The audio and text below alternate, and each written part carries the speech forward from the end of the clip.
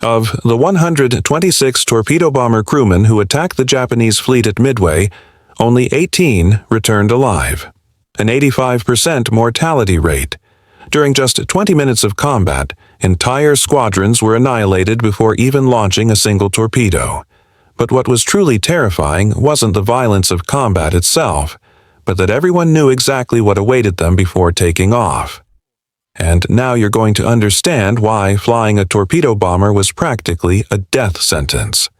When you think of World War II combat aircraft, you probably imagine fast and agile fighters or dive bombers descending at impossible angles.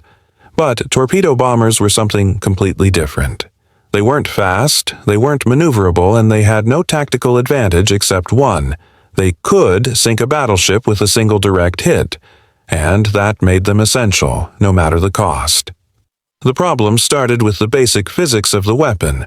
An aerial torpedo wasn't like a bomb you simply dropped from altitude. It had to enter the water at a specific angle, at a specific speed, and from a specific height, or it would shatter on impact or sink without activating. For the Americans, that meant flying at less than 30 meters above the water, reducing speed to barely 180 kilometers per hour, and maintaining a straight and level course during the final 400 meters before releasing the torpedo. Now imagine doing that while the entire enemy fleet shoots at you. The most common American torpedo bombers were the TBD Devastator and later the TBF Avenger. The Devastator was particularly vulnerable.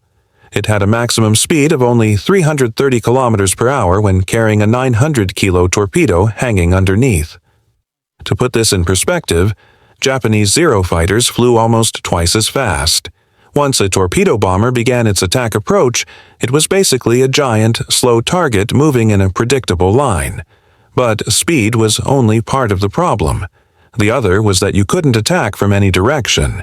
You had to approach from the side of the enemy ship, perpendicular to its course, to maximize the impact area. This meant enemy gunners knew exactly where you'd be coming from.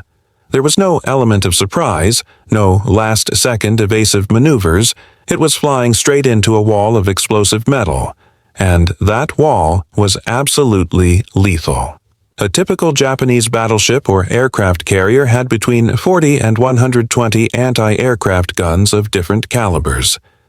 They had heavy 25mm machine guns that could fire 250 rounds per minute, 40mm automatic cannons, and heavy 127mm anti-aircraft artillery that filled the sky with shrapnel explosions. When a squadron of torpedo bombers began its approach, all those guns concentrated on a very small area of the sky. Pilots described seeing the sky literally turn gray from the amount of tracers and explosions. Every bright dot you saw was a bullet the size of your fist traveling toward you at supersonic speeds. Explosions from heavy guns created black clouds of metal fragments that could shred a wing or kill the crew instantly. And you had to fly straight through all of that for what felt like an eternity but was really 90 seconds. Then there was the problem of enemy fighters. Japanese Zeros were killing machines designed specifically for air superiority. They were fast, maneuverable, and piloted by some of the most experienced aviators in the world at that time. A loaded torpedo bomber had absolutely no chance in aerial combat against a Zero. The only defense was the rear gunner with a 12.7mm machine gun, basically trying to swat away Hornets with a water pistol. Torpedo bomber pilots developed desperate tactics to try to survive. They flew so low that waves almost touched the fuselage, hoping ships couldn't lower their guns enough. They attacked in tight formation to concentrate their rear gunners' defensive fire. Some even flew directly toward the rising sun to momentarily blind the gunners. But none of this really changed the odds. During the Battle of Midway in June 1942, Torpedo Squadron 8 from the USS Hornet flew toward the Japanese fleet completely alone. They had lost contact with their fighter escorts and dive bombers, but Commander John Waldron decided to attack anyway. He knew that if they waited to regroup, they would lose the opportunity to hit enemy carriers while they were refueling their own aircraft on deck. The 15 Devastators began their approach at 9:20 in the morning. Zeros fell upon them immediately. One by one, the torpedo bombers began to fall. Some exploded in the air, others crashed into the water, leaving a trail of black smoke. The rear gunner of one of the aircraft kept firing even when his plane was already engulfed in flames and descending. Of the 30 crewmen from Torpedo Squadron 8, only one survived. Ensign George Gay. His aircraft was shot down after releasing his torpedo.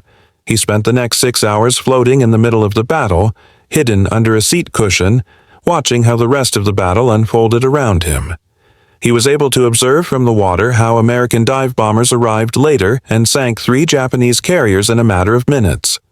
His squadron's sacrifice hadn't sunk any ships, but it had drawn all the Zero fighters downward, leaving the carriers exposed to attack from above.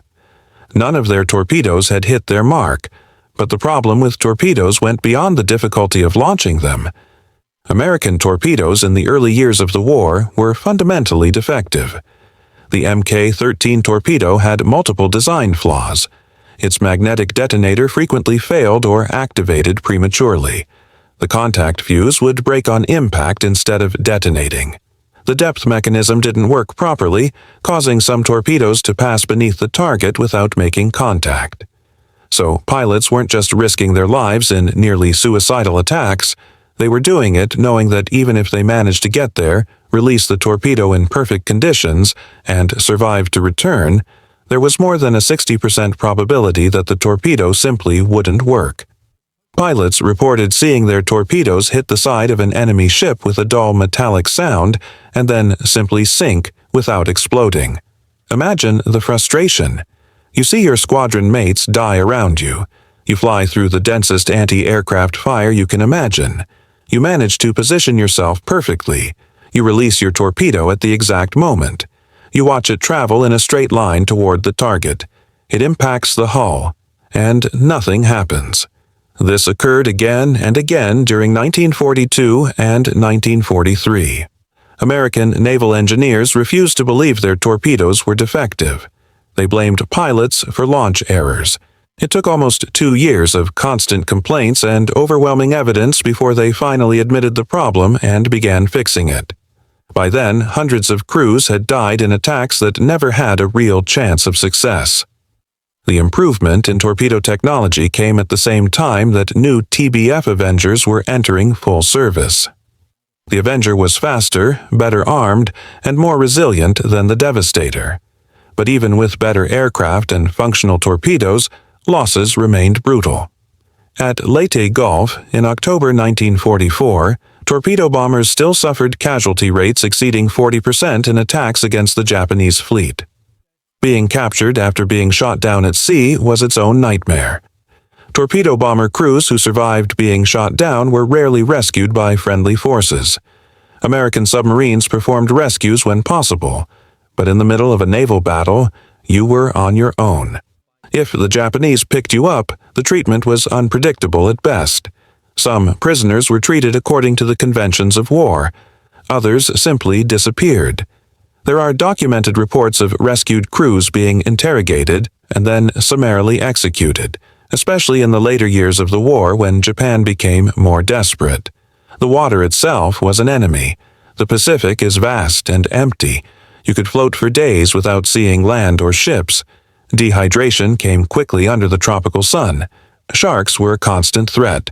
Some pilots carried small pistols, not for combat, but to ward off sharks or as a last option if the alternative was worse. Torpedo bomber pilots weren't braver than other naval aviators, but they did know with mathematical precision what their odds were each time they took off for an attack mission. They knew the statistics. They knew that on average, 1 in 3 wouldn't return from any attack against a well-defended fleet. And in major battles, those numbers got dramatically worse. Before Midway, squadron commanders wrote letters to their families and left them in their quarters. It wasn't melodrama. It was simple acknowledgement of probabilities. Some pilots did the same. There was a silent understanding that each mission could be the last, expressed not in grand speeches but in small gestures.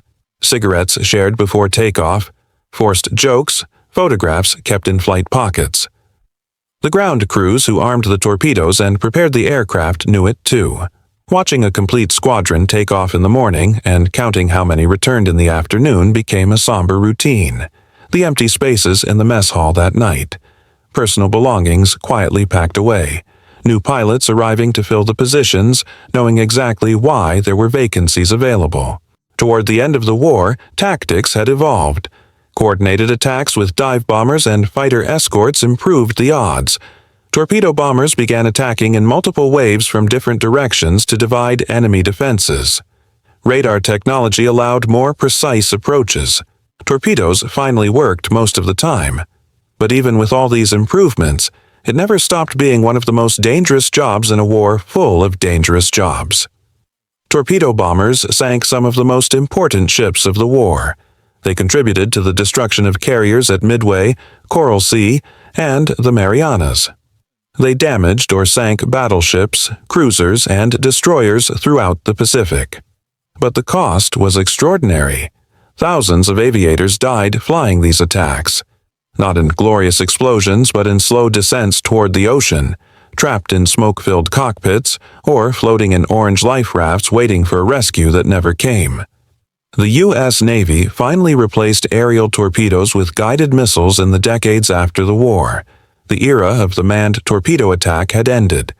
Technology that required flying low, slow, and straight toward the most heavily armed enemy simply didn't make sense once better alternatives existed. But during those crucial years from 1942 to 1945, it was the only way to strike enemy warships from the air with enough power to sink them. And that's why 85% of them never came home. If you want to know more stories about the men who fought these impossible battles, subscribe to the channel.